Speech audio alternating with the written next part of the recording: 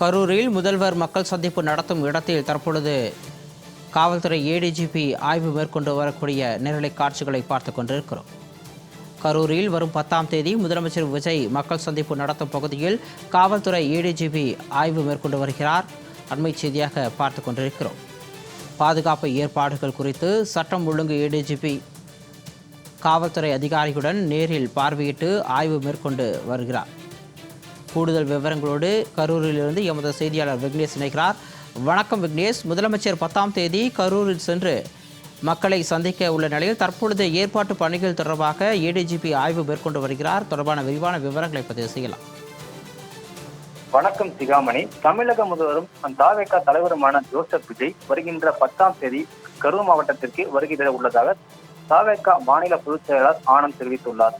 இந்த பயணத்தின் போது கடந்த ஆண்டு செப்டம்பர் மாதம் 27ஆம் தேதி நடைபெற்ற பிரச்சார கூட்டத்தில் கூட்ட நெரிசலில் சிக்கி உயிரிழந்தவர்களின் 41 குடும்பங்களை முதலமைச்சர் ஆறுதல் தெரிவிக்க உள்ளதாக கூறப்படுகிறது. பாதிக்கப்பட்ட குடும்பத்தினர் சந்திக்கும் நிகழ்ச்சியை அடுத்து மக்கள் சந்திப்பு நிகழ்ச்சி நடத்துவதாக திட்டமிடப்பட்டுள்ளது.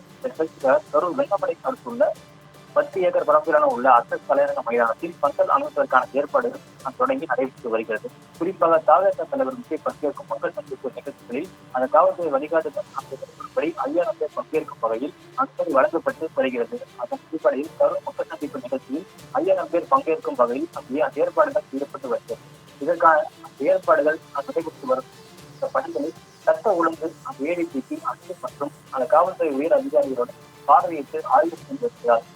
முன்னதாக அந்த கரூர் சேர சம்பவத்தின் போது உயிரிழந்த 41 வாரிசுகள் மற்றும் சிலருக்கு முதல்வர் விஜய் வேலை மற்றும் பல்வேறு அரசு உதவிகள் வழங்க திட்டமிடப்பட்டுள்ளதாக தகவல் வெளியிட்டுள்ளது. இதனையொட்டி அரசு கட்சிகள் நடைபெறும் அந்த மாவட்ட ஆட்சியர் அலுவலக வளாகத்தில் அந்த ஏற்பாடுகள் தீவிரமாக நடைபெற்று வருகிறது.